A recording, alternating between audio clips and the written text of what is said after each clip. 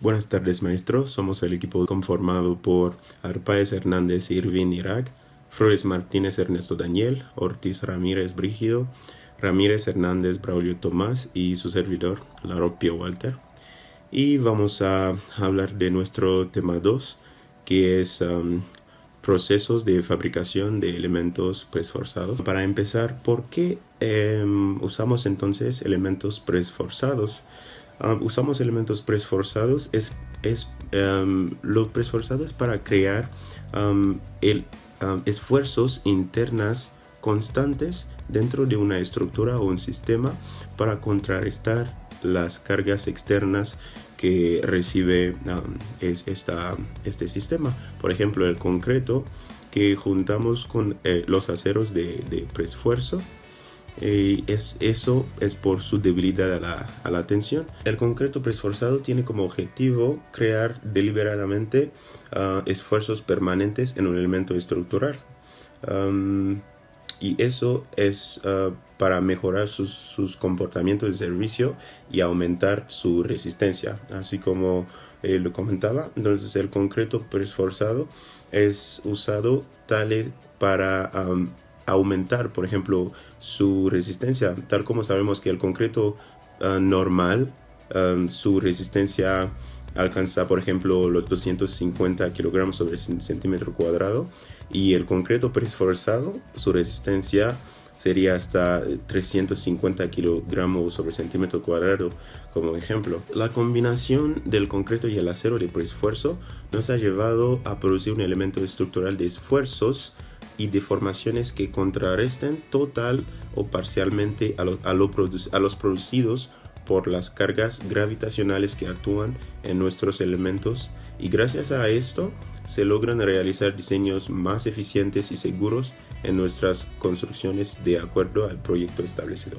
Tal como lo comentaba en el principio, entonces su razón de ser en sí es para la mejoría de la resistencia conforme al tipo de construcción. Lo primero que vamos a comentar es los componentes de una planta de prefabricación. Tenemos dos tipos de plantas para empezar. Tenemos las plantas fijas y tenemos las plantas portátiles. Las plantas fijas, así tal como se denomina, son plantas donde se hace la prefabricación, donde todos esos elementos preesforzados se construyen ahí, y aquí se hace menos desperdicio o mayor uso de los materiales. Y a cambio, las plantas portátiles, esta permite hacer o resolver en la obra, a pie de obra. Las plantas fijas tienen como ventajas poder fabricar o prefabricar los elementos sin importar las situaciones del tiempo. Optimizan los materiales, utilizan en algunos casos desperdicios, reducen el tiempo de fabricación con el curado a vapor o el uso de plantas abiertas pero organizadas para producir elementos de concreto prefabricado. Y a cambio, las plantas portátiles, esta permite fabricación de grandes elementos, disminuye los costos de transporte al lugar, y también habla de claros más grandes, por lo cual hace la necesidad de movilizar piezas prefabricadas más grandes. El equipo de transporte que normalmente se utiliza en casos especiales es un tractocamión con plataforma. En esa plataforma lleva todos los materiales para la fabricación de esos elementos ya a pie de obra. En la siguiente diapositiva se muestra una imagen de los dos tipos de plantas. El tractocamión con su plataforma y la planta fija. Mi nombre es Brígido Ortiz y continuamos con unas imágenes de la vista general de una planta de prefabricación. La maquinaria y equipo, así como zonas de una planta de prefabricación, son las siguientes: zonas de retoque, resane y almacenaje. Aquí es donde se arregla cualquier mínima anomalía que presente un elemento prefabricado. Tenemos las extrusoras, que son pequeñas máquinas que son como mini plantas de producción, y estas más que nada se usan para producir viguetas, losas y de ese tipo de elementos. Tenemos silos de almacenamiento, mesas de colado muerto y anclajes, moldes que ya mencionamos, dosificadora y mezcladora de concreto,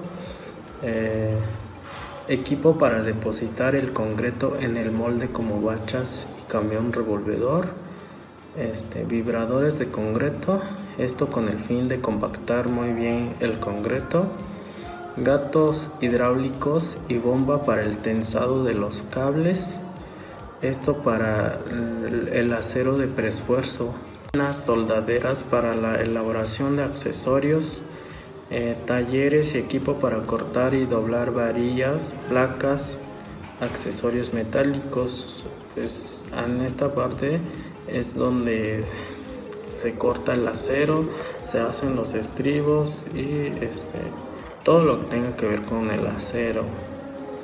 Equipos para cortar cables, cortadora o equipo de oxicorte, grúas sobre camión o grúas pórtico.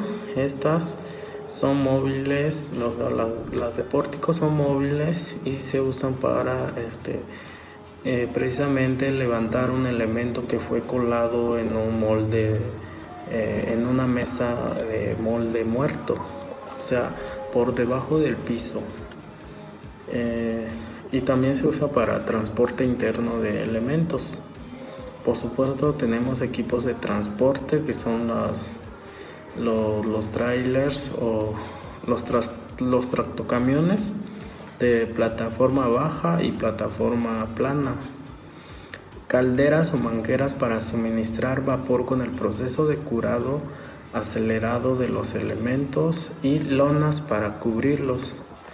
Esto cuando el curado es de 24 horas.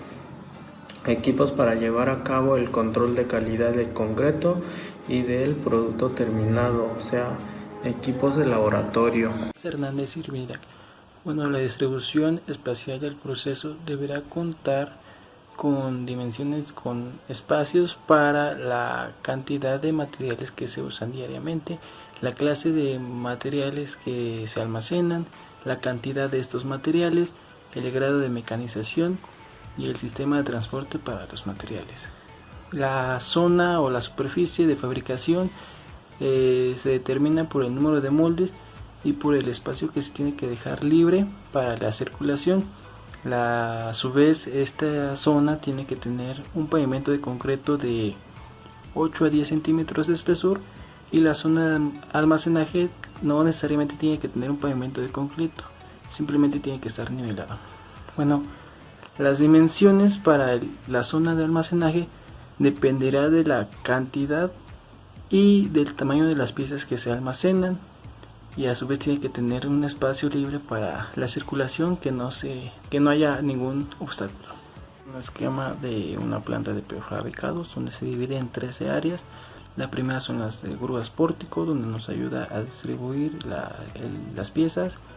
2, tenemos el área de almacenamiento de acero para su manejo. El 3 es el habilitado de acero, donde sabemos qué acero vamos a usar. El 4 es el corte del acero, el doblado de acero. El 5 es el área el almacenamiento de acero, el acero que ya se va a emplear para dicha pieza. El 6 tenemos la banda transportadora, la que nos ayuda a distribuir el material hacia ciertas zonas. 7 tenemos la clasificación de agregados. 8 ya los agregados clasificados de la anterior etapa. La 9 es el vertedero de agregados y la 10 es la concretera. Estos últimos 4 zonas están cercanas, por lo mismo para un mejor desarrollo. El 11 son las oficinas, donde se hace el papeleo, donde se distribuyen, donde se cotiza todo.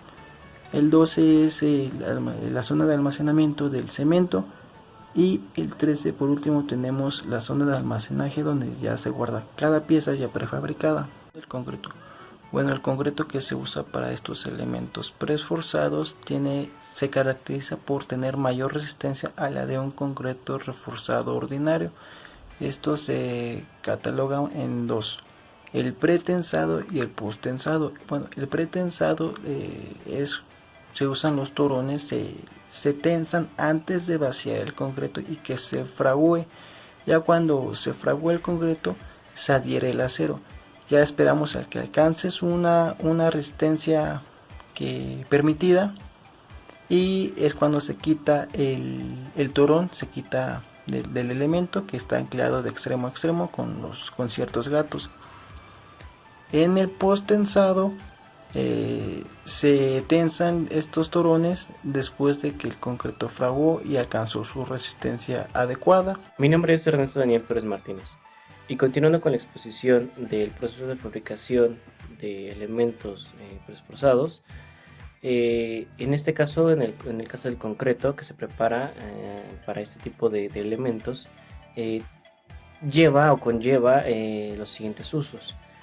Por sus características mecánicas, mejora la idea de construir, ya sean columnas esbeltas y traves de edificios altos o rascacielos, secciones de puentes con claros muy largos o simplemente largos, sistemas de transporte, estructuras de costeras, sanitarias y militares, y en este caso pisos más resistentes al desgaste. La mayoría de las aplicaciones del concreto de alta resistencia se diseña para una resistencia a compresión igual o superior a 715 kilogramos sobre centímetro cuadrado. Esto se puede ver en la tabla que mostramos en la presentación. En cuanto a los moldes, para este tipo de elementos, se requieren moldes que permitan al personal encargado de la producción diseñar los elementos de acuerdo con las especificaciones de calidad. También son las dimensiones que se requiere según el proyecto. Los moldes se pueden construir de materiales como madera, concreto, acero, plástico, fibra de vidrio, yeso o una combinación de todos esos materiales. Para realizar elementos estructurales, los moldes son generalmente de acero, concreto o madera, de los cuales son los más usados en la prefabricación de dichos elementos de concreto. Los moldes deberán construirse lo suficientemente rígidos para soportar su propio peso y la presión del concreto fresco que se utilizará en el empleo de estos elementos. Esto sin deformarse o sobrepasar las tolerancias establecidas. Los moldes de madera tienen que estar sellados con materiales contra la absorción. Los de concreto se tratan con una membrana de poliuretano que tape el poro suficiente de la superficie para evitar así la adherencia con el concreto fresco y permitir el desmolde de los elementos sin dañarlo. En cuanto a los equipos de colado, encontramos también un diferente proceso en el que realizamos esta acción, esta actividad. Para realizar una correcta elaboración de colado, a continuación mostramos gráficamente la utilización del equipo de colado que se manejan para la elaboración del concreto. Estos están remarcados por letras del abecedario. En cuanto a la A, encontramos que es la entrega de los agregados, la B es la tolva del recibimiento, la C es donde se almacenan los agregados, la D es la estera transportadora, la E es el almacenamiento del material cementante, es decir, el cemento, la F es la tolva de carga, la G es la entrega del cemento, en la H encontramos lo que es una mezcladora, en la I encontramos el almacenamiento de los aditivos que son diferentes dependiendo de la necesidad del concreto. La J pues es un camión de concreto premezclado con material, y la K es un apartado donde se mantiene el agua reciclada. La L son agregados recuperados, los cuales se pueden perder en el transcurso del proceso, pero se recuperan para que no sean desperdiciados. En la M tenemos una bomba, en la N tenemos el almacenamiento del agua, en la O tenemos el cargamento del camión para el concreto, Y en la P es la sala de control, que es donde se encuentra el monitoreamiento de todo este proceso. Colado, consolidación y curado. Para realizar un colado adecuado y obtener las resistencias adecuadas, se necesita verificar los siguientes puntos. Bueno, el primer punto son las dosificaciones, y estas consisten en que se realizan pruebas necesarias al concreto para poder así reportar las características adecuadas que debe de tener. Esto es como el módulo de elasticidad, su resistencia a la compresión, así como la manejabilidad para tener un fácil manejo del elemento. Bueno, la que sigue son los revestimientos, y esta nos determinará para su colocación y la resistencia del concreto. Bueno, el orden que esta lleva es de 10 centímetros sin aditivos y de 18 a 20 centímetros con aditivos. A continuación se le muestra una tabla de tolerancias para los revestimientos que debe de tener el colado. Bueno, el siguiente punto es la colocación, y esta se realiza empezando con uno de los extremos, cuidando que no se acumule el concreto. También se tiene que revisar el llenado de los orificios que dejan en la cimbra en los aligeramientos. Bueno, la vibración. Esta se realiza con vibradores de inmersión con un diámetro de cabeza de 50 milímetros y con una frecuencia de vibración de 140 a 200 Hz. Bueno, al final se pulirá de acuerdo al especificado del proyecto. Es el muestreo. Como sabemos, se sacan especímenes del concreto y nos puede dar información para el destensado de los cables de nuestros preforzados. También nos ayuda a determinar la resistencia máxima que el concreto puede llegar a tener al final de su elaboración. Inmediatamente después de su colado y su consolidación, si la superficie fresca del concreto está en contacto con el sol o con el viento, es necesario cubrirlo para que no pierda sus propiedades, ya que pues demasiada calor puede afectar su deshidratación y así pueda perder su resistencia adecuada. Bueno, después de esto se debe de aplicar un curado a base de vapor inyectado. Este debe de ser a baja temperatura y a baja presión.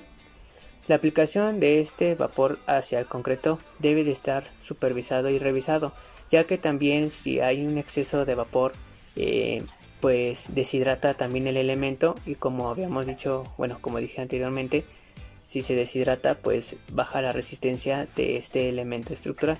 El periodo de este curado a vapor se realiza calentando y elevando su temperatura de 22 grados a 33 grados por hora. Esto es hasta alcanzar una temperatura de 70 grados. Se mantiene la vaporización a esta temperatura de 4 a 6 horas dependiendo de las características que vaya obteniendo el concreto a lo largo de este tiempo. Después pues se inicia un enfriamiento, esto es suspendiendo pues el vapor y conservando las piezas hasta que la prueba de resistencia a la compresión de los especímenes den pues la resistencia adecuada y que se espera que debe de tener pues este elemento. Bueno, en conclusión, como ya hemos visto, pues estos temas son importantes para nosotros, pues tanto tener una visión de la distribución de cómo es el área de trabajo para realizar pues preforzados. Es importante también conocer cómo es su colocación, su curado,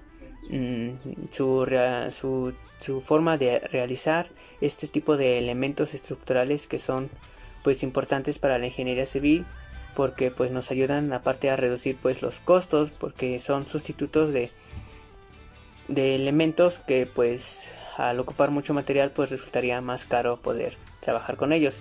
Por eso es importante que veamos estos temas, porque así nos permitan tener pues una visión más extensa y realizar trabajos de manera adecuada, y obviamente pues respetando todas las normas y todas las especificaciones que deben de llevar para poder realizar pues cualquier proyecto que se nos pues atraviese en nuestra vida laboral.